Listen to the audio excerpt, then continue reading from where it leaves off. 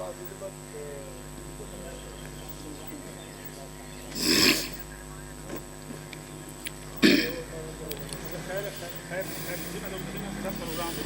الحمد لله نحمده ونستعينه ونستغفره ونعوذ بالله من شرور أنفسنا ومن سيئات أعمالنا من يهده الله فلا مضل له ومن يضلل فلا هادي له وأشهد أن لا إله إلا الله وحده لا شريك له وأشهد أن محمدًا عبده ورسوله أما بعد فإن خير الحديث كتاب الله وخير الهدي هدي محمد صلى الله عليه وسلم وشر الأمور محدثاتها وكل محدثة بدعة وكل بدعة ضلالة وكل ضلالة في النار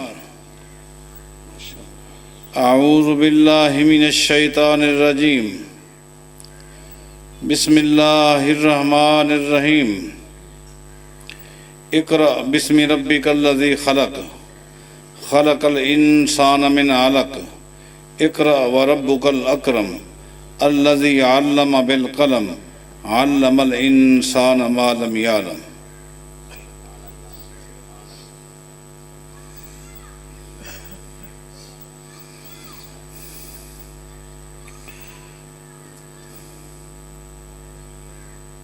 بڑی علمی گفتگو سن رہے تھے.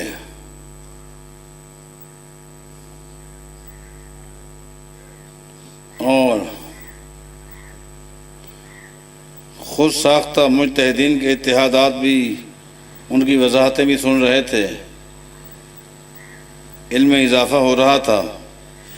سلسلہ جاری رہتا تو اچھا ہوتا.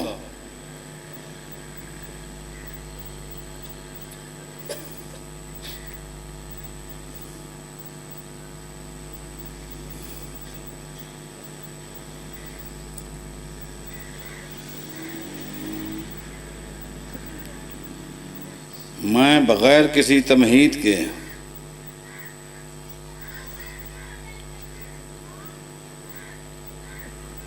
نبی علیہ الصلوۃ والسلام کی ایک حدیث سے اپنی گفتگو کا آغاز کرتا ہوں. نبی علیہ السلام کا فرمان ہے: لا فتنۃ اعظم من فتنۃ الدجال.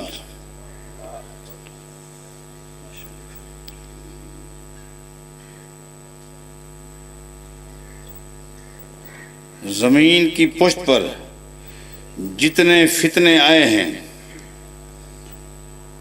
یا جتنے فتنے قیامت تک آتے رہیں گے، تمام تر فتنوں میں سب سے بڑا فتنہ دجال کا فتنہ ہے. سب سے بڑا فتنہ ہے. غور کرنا ہے کہ میں آپ کو کہاں لے جاؤں گا انشاءاللہ. سب سے بڑا فتنہ ہے.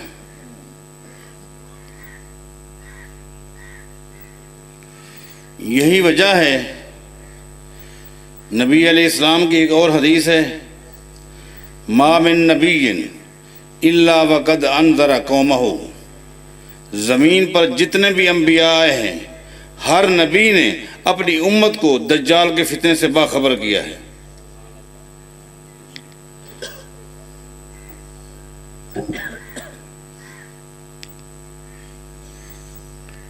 نبی علیہ الصلوۃ والسلام نے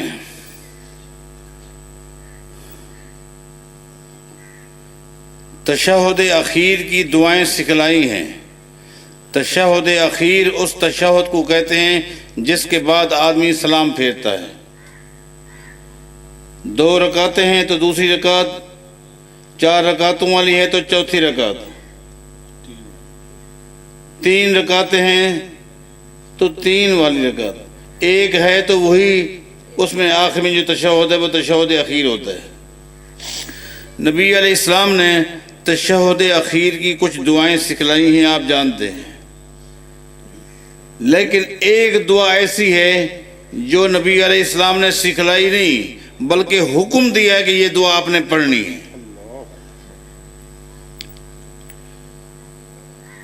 اذا تشہد احدکم فلیستعذ باللہ من اربع، ایک دعا ہے تشہد اخیر میں، اس کو پڑھنے کا نبی علیہ السلام نے حکم دیا ہے، حکم دیا کہ یہ دعا تو پڑھنی ہی پڑھنی ہے۔ پتہ نہیں ہم میں سے کون وہ دعا پڑھتا ہے کہ نہیں پڑھتا۔ باقی دعائیں پڑھیں نہ پڑھیں، ملائیں یا نہ ملائیں، یہ دعا پڑھنی ہی پڑھنی ہے، اس کے پڑھنے کا نبی علیہ السلام نے حکم دیا ہے۔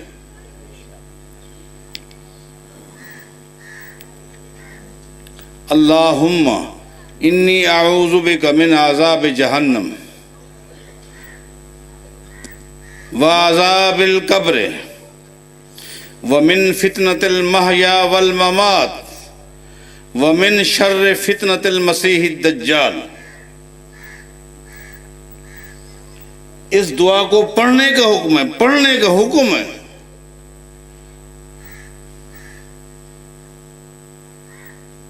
اس دعا کے آخر میں دجال کے فتنے سے بچنے کے لیے آدمی درخواست کرتا ہے۔ اس حدیث کے راوی ہیں امام طاؤس۔ امام طاؤس اس حدیث کے راوی ہیں۔ آپ کو پتہ ہے امام طاؤس کون ہیں؟ 50 صحابہ کے شاگرد ہیں۔ 50 صحابہ سے انہوں نے علم حاصل کیا ہے۔ انہوں نے تاکیداً اپنے بیٹے سے کہا، بیٹا جب بھی نماز پڑھو، فرض ہو، سنت ہو، وتر ہو، کوئی بھی نماز، تشہد اخیر میں یہ دعا پڑھنی ہی پڑھنی ہے۔ بیٹے کو جب بھی نماز پڑھتے ہوئے دیکھتے تو پوچھتے آپ نے نماز پڑھ لی، تشہد اخیر میں یہ دعا پڑھی تھی؟ بیٹا کہتا پڑھی تھی، ٹھیک ہے۔ اگر بیٹا کہتا آج یہ دعا نہیں پڑھی تھی، وہ دوسری دعا پڑھی تھی، یامر ابنہ بعیادۃ الصلاۃ، بیٹے کو فرماتے اٹھ دوبارہ نماز پڑھ، حالانکہ نماز ہو جاتی، تعلیماً تدریباً، حالانکہ نماز ہو جاتی۔ اس دعا کی اہمیت کو واضح کرنے کے لیے حکم دیتے کھڑا ہو جا، دوبارہ نماز پڑھ۔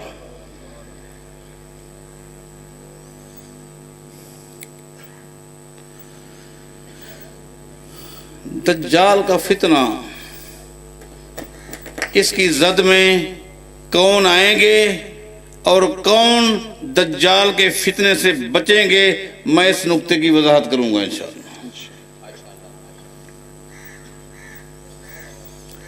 علماء کرام سے آپ نے سنا ہوگا دجال کے آنے سے پہلے جو سال گزرے گا نا، سال، وہ 61 سالی والا ہوگا۔ دجال کے آنے سے 1 سال پہلے پورا سال 61 سالی والا ہوگا۔ ایسا قحط ہوگا کہ پوری زمین کے اوپر کہیں بھی بارش کا ایک قطرہ بھی نہیں آئے گا، دریا خشک ہو جائیں گے، پانی نہ ہونے کی وجہ سے زمین کی ہریالی ختم ہو جائے گی، سبزہ ختم ہو جائے گا، بڑی مشکل سے انسان کو اپنے پینے کے لیے پانی ملے گا۔ حدیث میں آتا ہے لوگ اپنے جانوروں کو چھوڑ دیں گے اور صورتحال یہ ہوگی آدمی جہاں سے بھی گزرے گا مرے ہوئے جانوروں کی بدبو آئے گی، جانور مر جائیں گے پیاس کی وجہ سے، پورا سال ایسے گزرے گا۔ اب بتاؤ کہ اس وقت لوگوں کے دل و دماغ میں پانی کی کیا اہمیت ہوگی، پانی کی عظمت کا پتہ اس وقت چل رہا ہوگا۔ سال یہی ہوگا، سال، یہ بھی ایک آزمائش ہے۔ سال کے اخیر میں ایک دوسرا امتحان یہ ہے کہ دجال آ جائے گا۔ اب سننا، دجال آ جائے گا. دجال جب آئے گا اس کے ساتھ 2 چشمے ہوں گے، ایک دودھ کا چشمہ ہوگا، ایک پانی کا چشمہ ہوگا. 2 چشمے ساتھ لے کر چلے گا. لوگوں کی صورتحال کیا ہوگی میں بتا چکا ہوں. اب یہ دجال دودھ کی نہر، دودھ کا چشمہ، پانی کا چشمہ ساتھ لے کر چل پڑے گا. خالی اتنا نہیں بلکہ حدیث میں آتا ہے یا السماء ان تمطر فتمطر، آسمان کو حکم دے گا بارش برسنی چاہیے، ایک دم بارش برسنا شروع ہو جائے گی. وَيَأْمُرُ الْأَرْضَ أَن تُنبَتَ فَتُنبَتُ، زمین سے کہے گا ہریالی آؤ، فصل آنی چاہیے، ایک دم فصل آ جائے گی، ہریالی آ جائے گی. اس کے بعد کہے گا او لوگو، تمہارے رب نے تمہارا امتحان لیا، تم کامیاب ہو گئے، اب تمہارا رب زمین پر آ گیا ہے. آؤ اپنے رب کے چشمے سے دودھ پیتے جاؤ، پانی پیتے جاؤ اور اپنے رب کے آگے سجدہ کرتے جاؤ. بڑے بڑے عابد، زاہد، پرہیزگار، متقی، صوم و صلات کے پابند، وہ کچھ نہیں دیں گے. شعبدہ بازی، تعلیم کی کمی، علم کی کمی، اس کی شعبدہ بازی کو دیکھ کر آسمان کی طرف اشارہ کرتا ہے، پانی آنا شروع ہو جاتا ہے. زمین کو حکم دیتا ہے، سبزہ آ جاتا ہے.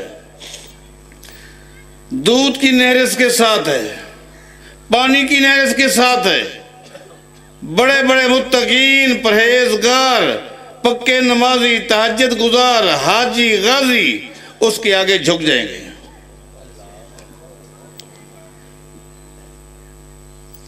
جھک جائیں گے کہ رب نے کرم کیا، زمین پہ آ گیا. 1 سال سے مر رہے تھے، رب ہمارے بیچ میں آ گیا. سب گمراہ ہو جائیں گے، عابد بھی، زاہد بھی، حاجی بھی، نمازی بھی، غازی بھی، سب گمراہ ہو جائیں گے.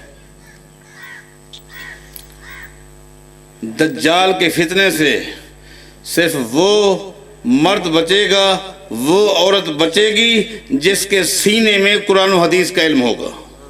بس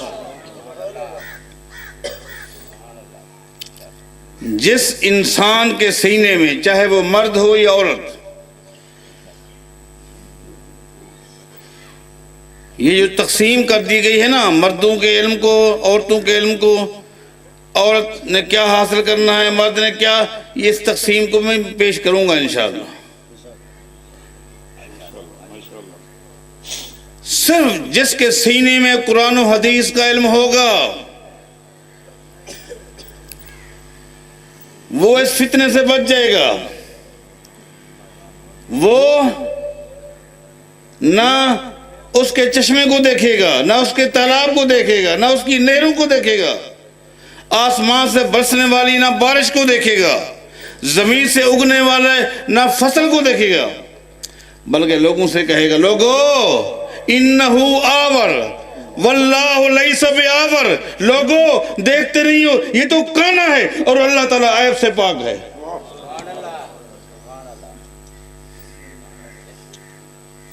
اللہ تو بے عیب ہے، یہ تو ایک آنکھ سے کانا ہے. آواز لگا کر کہے گا لوگو تم نے اس کو رب سمجھ لیا، انہو بشر یاکل و یشرب، یہ تو کھاتا بھی ہے پیتا بھی ہے، جبکہ رب کھلاتا تو ہے کھاتا نہیں، پلاتا تو ہے پیتا نہیں ہے.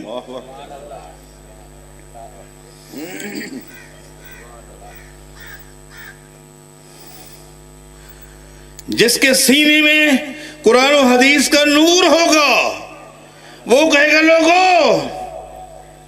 یہ رب کیسے ہو سکتا ہے؟ اس کو تم اپنی آنکھوں سے دیکھ رہے ہو، جبکہ اللہ کا قرآن کہتا ہے لا تدرکہ الابصار وہو یدرک الابصار، دنیا کی کوئی آنکھ اللہ کو دیکھ نہیں سکتی،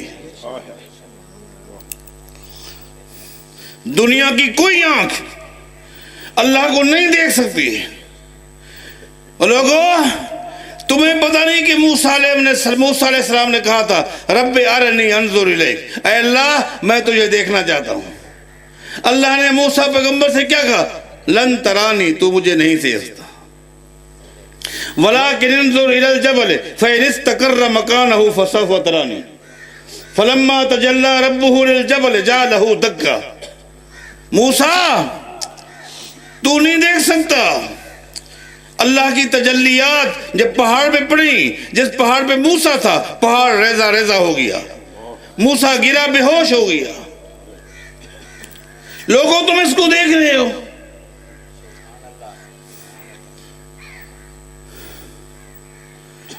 یہاں سے میں اپنے عنوان پر آ رہا ہوں کہ آنے والے فتنوں سے بچنا ہے، موجودہ دور کے فتنوں سے بچنا ہے، قیامت تک آنے والے فتنوں سے اپنے آپ کو، اپنے کنبے کو، اپنے خاندان کو، اپنے چاہنے والوں کو بچانا ہے تو قرآن و حدیث کے علم کے ساتھ اپنے آپ کو وابستہ کر دو۔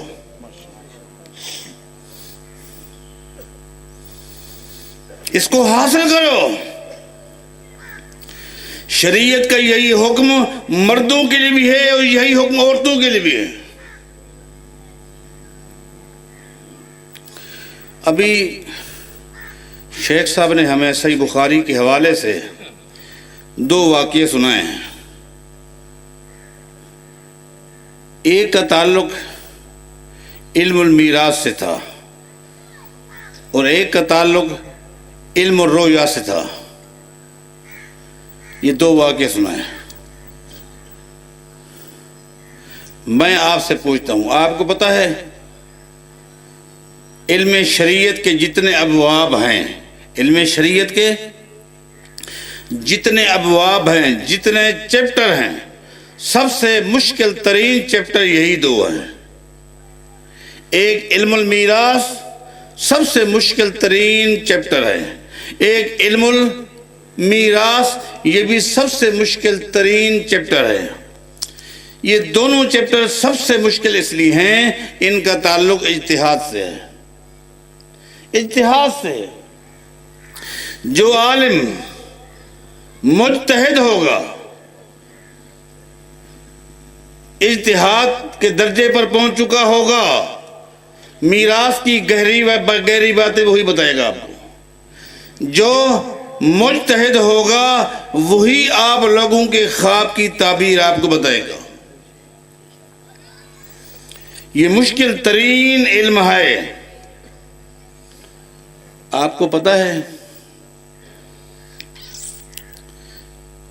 یہ مشکل ترین علم جو ہے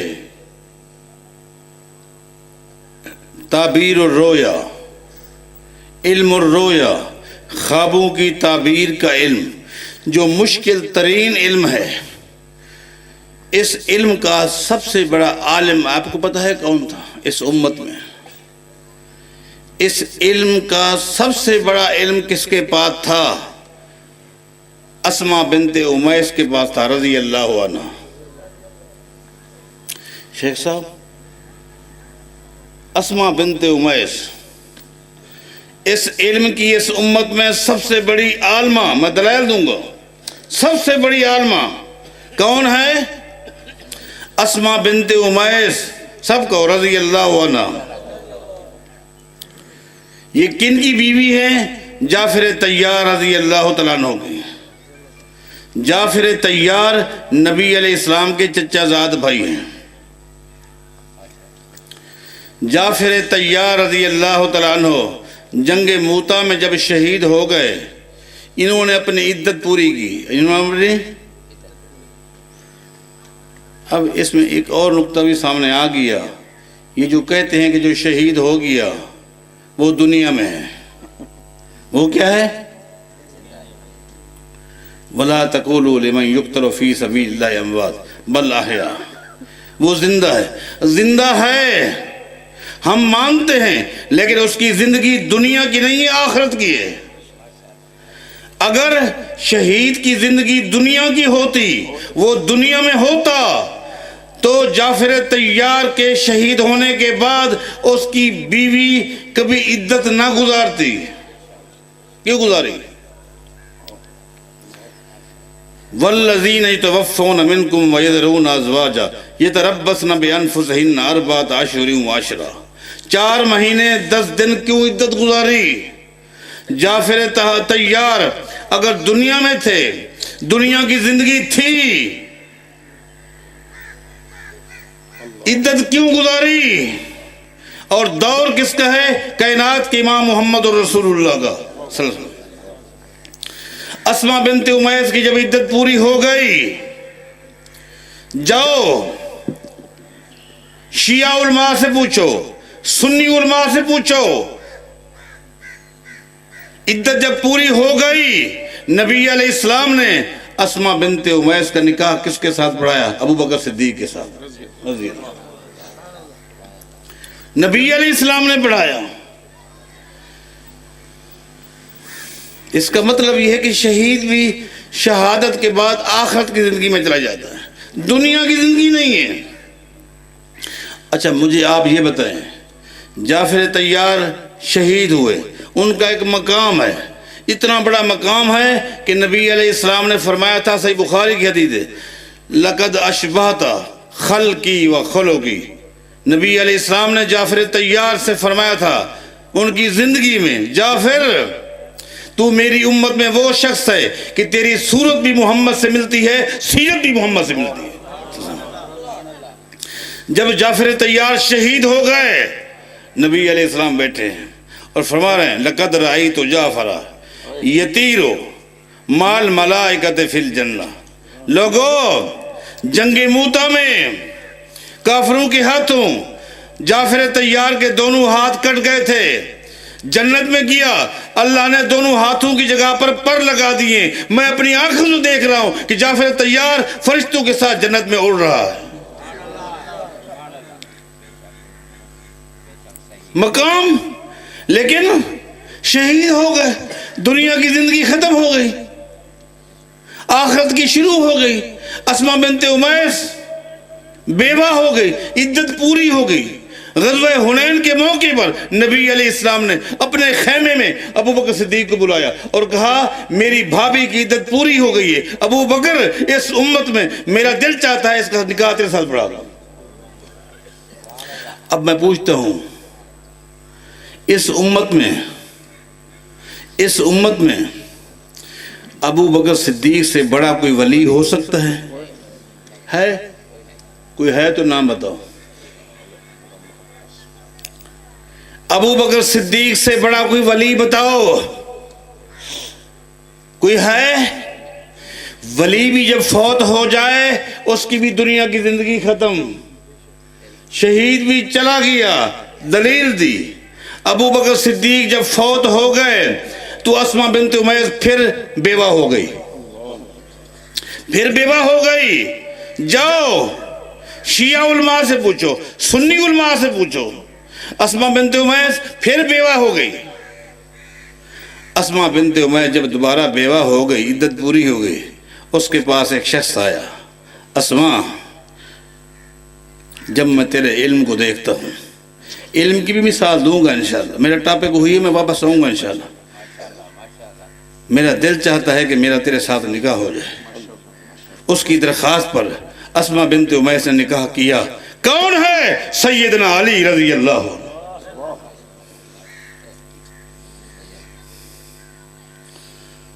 اسماء بنت امیس کے ساتھ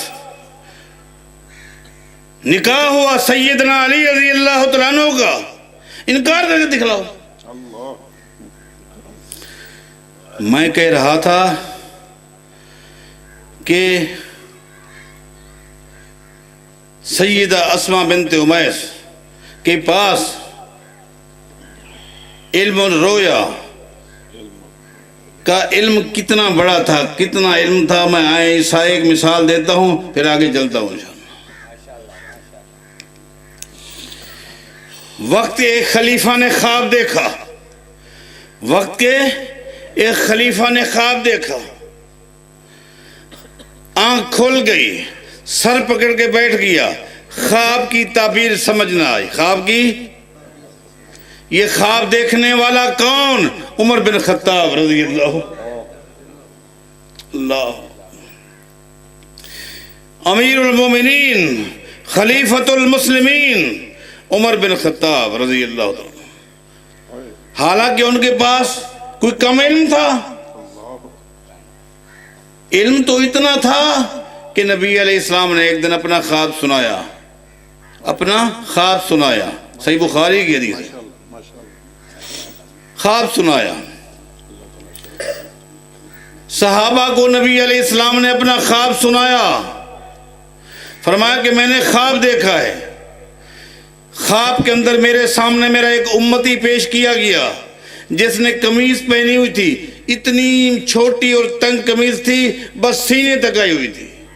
ایک اور اس کی قمیض کچھ اور لمبی تھی، ایک اور سامنے آیا قمیض اور سب سے آخر میں عمر تو آیا، تیری قمیض اتنا لمبی تھی زمین کے ساتھ لگ رہی تھی۔ عمر بن خطاب نے عرض کیا اللہ کے رسول اس خواب کی تعبیر کیا ہے؟ یہ جو آپ نے قمیض دیکھی سب سے بڑی قمیض میری تھی، اس قمیض کا مطلب خواب میں جو آپ نے دیکھا وہ کیا ہے؟ نبی علیہ السلام فرماتے ہیں اس قمیض سے مراد علم ہے جو اللہ نے تجھے عطا کیا ہے۔ یہی تو نہیں، عبداللہ بن مسعود رضی اللہ تعالیٰ عنہ کہا کرتے تھے لو ان علم عمر وضع فی قصۃ ووضع علم اہل الارض فی کفۃ لرجع علم عمر۔ اور لوگوں، اگر ترازو کے ایک پلڑے میں پوری دنیا کے علماء کے علم کو رکھ دیا جائے اور دوسرے پلڑے میں عمر بن خطاب کے علم کو رکھ دیا جائے، وہ پلڑا بھاری ہوگا جس میں عمر بن خطاب کے علم کو رکھا جائے گا۔ اتنا بڑا عالم، اتنا بڑا عالم خواب دیکھتا ہے لیکن تعبیر سمجھ نہ آئی۔ آخر کار عمر بن خطاب اٹھا رضی اللہ، اسما بنت امیس کے دروازے پر دستک دی، امیر المومنین کیسے آنا ہوا؟ خواب دیکھا تھا، کوشش کی جتنا میرے پاس شریعت کا علم تھا اس کو سامنے رکھ کر تعبیر معلوم کرنے کی کوشش کی، مجھے تعبیر معلوم نہیں ہو سکی، میں تیرے پاس آیا ہوں، تو مجھے میرے خواب کی تعبیر بتا۔ یہ کون ہیں؟ اسما بنت امیس رضی اللہ عنہ۔ لوگوں، اپنے بچوں کو بھی علم سکھلاؤ، بچیوں کو بھی علم سکھلاؤ۔ اس خاتون نے کتنی محنت کی ہوگی،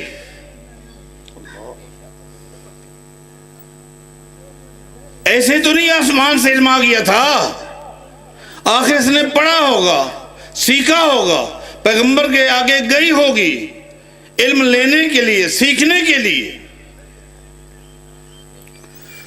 بلکہ آپ کو یہ معلوم ہونا چاہیے، میں بتاؤں گا، خواب کی تعبیر بتاؤں گا، آپ کو یہ معلوم ہونا چاہیے اگر کسی قوم میں ایک شخص پڑھ جائے، ایک نوجوان ایک بچہ پڑھ جائے، وہ ایک بچہ پڑھ گیا ہے، اگر ایک بچی عالمہ بن جائے تو سمجھو کہ پوری ایک قوم عالمہ بن گئی ہے، کیونکہ یہ بچی کل کو بڑی ماں بنے گی اور اس کے ہاتھوں ایک نئی تربیت پائے گی، اس کی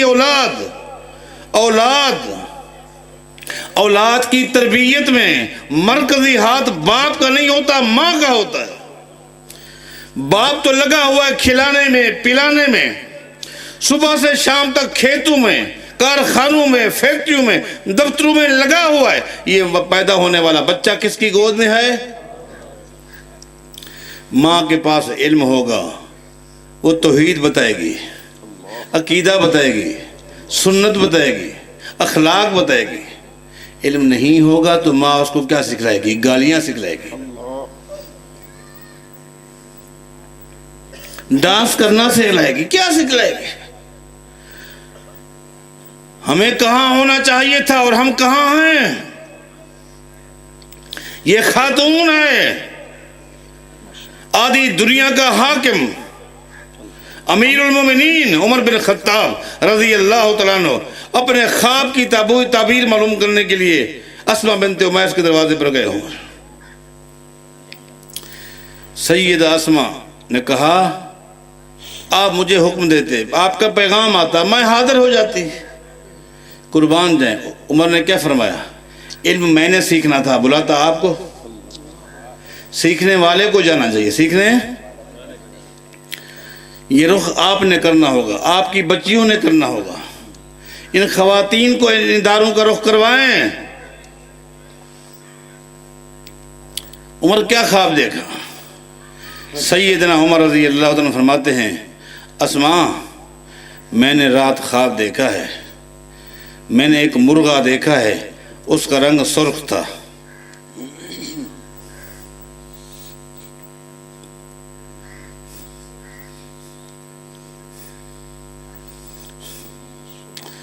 میں نے ایک مرغا دیکھا ہے، اس کا رنگ سرخ تھا اور وہ مجھے ٹھونگے مار رہا تھا، ٹھونگے وہ مار ہی رہا تھا۔ اسما میری آنکھ کھل گئی، میں نے کوشش کی اس خواب کی تعبیر کو سمجھوں لیکن مجھے سمجھ نہیں آئی۔ جب نہیں آئی تو میں نے دیکھا کہ اس وقت زمین پر سب سے بڑی عالمہ کون ہے؟ وہ تو ہی تھی۔ سیدہ اسما بنت امیس رضی اللہ تعالیٰ عنہ فرماتی ہیں امیر المومنین اس خواب کی تعبیر یہ ہے کہ اب آپ ہمارے مہمان ہیں، آپ کا وقت آ گیا ہے، کسی وقت اللہ کا پیغام آ جائے گا، آپ ہمارے مہمان ہیں۔ البتہ یہ جو آپ نے سرخ رنگ کا مرغا دیکھا ہے جو آپ کو ٹھونگے مار رہا تھا، اس کا مطلب یہ ہے آپ کو شہید کیا جائے گا، لیکن آپ کسی عربی کے ہاتھوں نہیں بلکہ اجمی کے ہاتھوں شہید ہوں گے، کسی اجمی کے ہاتھوں آپ کو شہید کیا جائے گا۔ آپ کی خواب کی تعبیر ہے۔ قربان جائیں، سیدنا عمر نے خطبہ دیا، خطبے کے اندر اپنا خواب سنایا، لوگوں میں نے یہ خواب دیکھا، مجھے خواب کی تعبیر سمجھ نہ آئی، میں نے اسما بنت امیس کے گھر کا رخ کیا، انہوں نے یہ تعبیر بتائی۔ پھر عمر بن خطاب نے کچھ نصیحتیں کی، کچھ وصیتیں کی، لوگوں اگلا جمعہ نہیں آیا، عمر پہلے دنیا سے چلے گئے۔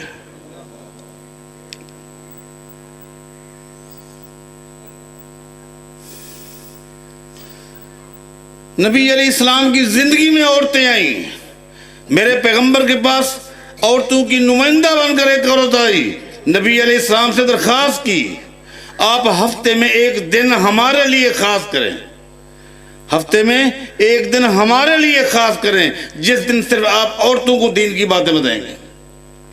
اور نبی علیہ السلام نے ایک دن دیا تھا، امام بخاری نے صحیح بخاری میں اس کا تذکرہ کیا ہے۔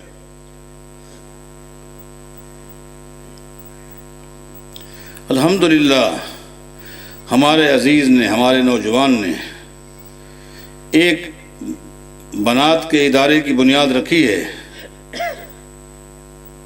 نماز کا وقت چونکہ ہونے والا ہے اور جو مرکزی خطیب ہے وہ بھی آپ پہنچے ہیں، میں ان کے اور آپ کے درمیان حائل نہیں ہونا چاہتا، میں آپ کا مقامی ساتھی ہوں، میری آپ سے ملاقات ہو گئی ہے، بڑا اچھا ہوا، کافی دنوں کے بعد دعائیں آپ کرتے رہتے ہیں، مزید دعاؤں کی درخواست ہے۔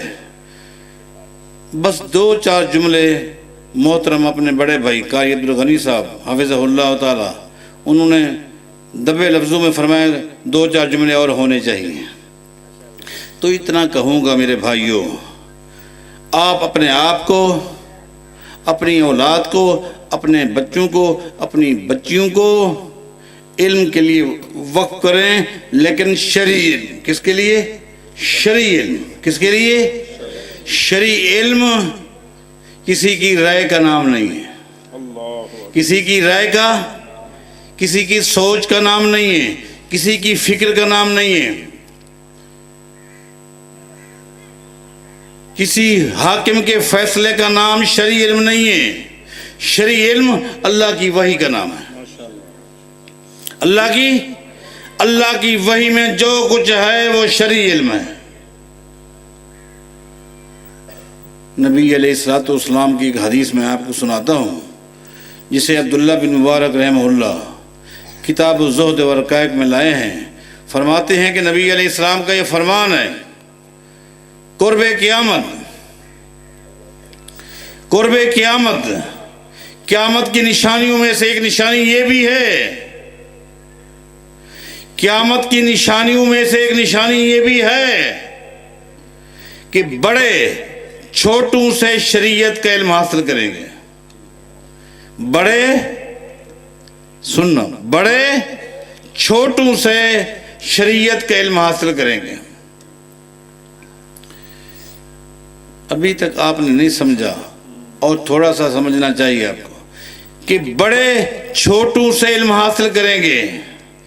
اس کا مطلب کیا ہے؟ اس کا مطلب یہ ہے کیا جو ہم نے سمجھا یا آپ نے ابھی سمجھا ہوگا کہ جس کی عمر بڑی ہے 60 سال والا 20 سال والے سے علم حاصل کرے گا، کیا اس کا معنی یہ سمجھا آپ نے؟ نہیں، غلط ہے۔ اس کا معنی یہ نہیں ہے۔ آپ ذرا غور تو کریں، کتنے صحابہ کرام ہیں رضوان اللہ علیہم اجمعین جنہوں نے علم حاصل کیا سید عائشہ سے رضی اللہ عنہ۔ دو مسئلے سمجھ آ گئے، عورت سے علم حاصل کرنا، اور یہ تو سید عائشہ تو چھوٹی ہیں، ان کی عمر تو بہت کم تھی۔ سید عائشہ رضی اللہ تعالیٰ عنہ جس وقت بیوہ ہوئی تھی اس وقت ان کی عمر 18 سال تھی۔ صحابہ کرام ان کے دروازے پر آتے اور مسائل معلوم کرتے تھے، علم حاصل کرتے تھے۔ صحابہ کرام کے بعد تابعین، تبع تابعین، آپ دیکھیں تو صحیح،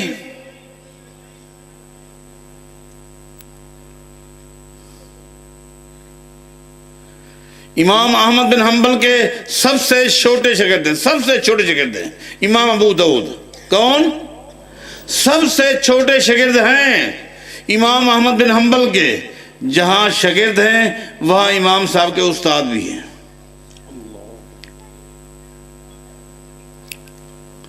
امام بخاری کے مقابلے میں امام ترمذی کی حیثیت ایک ادنا کلاس کے طالب علم کی ہے۔ امام ترمذی رحمہ اللہ جب امام بخاری سے پڑھنے کے لیے آئے، بچے تھے، امام بخاری رحمہ اللہ نے پوچھا میرے پاس آنے سے پہلے کچھ پڑھا ہے؟ کچھ حدیثیں امام ترمذی نے پڑھی ہوئی تھی، ان حدیثوں میں ایک حدیث ایسی بھی تھی جو امام بخاری کو نہیں آتی تھی۔ امام بخاری نے کہا ترمذی میں آپ کو بعد میں پڑھاؤں گا، پہلے آپ اس سیٹ پر بیٹھ کر پہلے مجھے یہ حدیث آپ پڑھائیں اور میرے استاد بن جائیں۔ چھوٹے اور بڑے کا معنی کیا ہے؟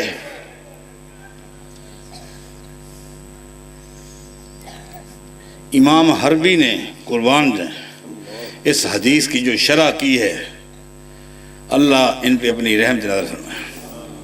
فرماتے ہیں لوگوں، جس انسان کے سینے میں قرآن و حدیث کا علم ہے وہ بڑا ہے چاہے وہ عمر میں چھوٹا ہو۔ جس کے سینے میں قرآن و حدیث کا علم نہیں ہے بلکہ اقوال ہے، آراء ہے، قیاسات ہیں، اس کا علم ہے، وہ چھوٹا ہے چاہے وہ اس میں علم میں بڑا، عمر میں بڑا کیوں نہ ہو۔ اب بات سمجھ آ گئی نبی علیہ السلام کی اس حدیث کی کہ قیامت کے قریب لوگ چھوٹوں سے علم حاصل کریں گے۔ کیا مطلب؟ قرآن و حدیث کو چھوڑ کے فقہ کو علم حاصل کریں گے، رائے کو حاصل کریں گے، قیاس کو حاصل کریں گے۔ قرآن و حدیث کے مقابلے میں ان چیزوں کو حاصل کریں گے، اور یہ قیامت کی نشانی ہے۔ آج بھی اس ملک میں یہ ترہ امتیاز صرف اہل حدیثوں کو حاصل ہے کہ جن کے اداروں میں، جن کے مدارس میں نہ رائے کو دین بنایا جاتا ہے، نہ قیاس کو دین بنایا جاتا ہے، نہ اقوال کو، نہ قیاسات کو، مدرسہ چھوٹا ہے یا بڑا ہے، پہلی کلاس سے لے کر آخری کلاس تک ان کو دین پڑھایا جاتا ہے، لیکن کیا چیز؟ اللہ کی وحی پڑھائی جاتی ہے، قرآن کی تعلیم جاتی ہے، حدیث کی تعلیم جاتی ہے، بس ختم۔ قرآن اللہ کی وحی، حدیث اللہ کی وحی ہے، قرآن اللہ کی وحی بھی ہے، اللہ کی کلام بھی ہے، حدیث اللہ کی وحی ہے، کلام محمد رسول اللہ کی۔ قرآن دین اسلام کی تھیوری ہے، حدیث اس کا پریکٹیکل ہے۔ آج اس ادارے کے اندر بھی آپ نے سنا ہوگا، بتایا ہوگا، مزید بتائیں گے، اسی چیز کی تعلیم دی جاتی ہے اور اسی میں نجات ہے، کامیابی ہے۔ اللہ ہمیں اسی کی توفیق عطا فرمائے۔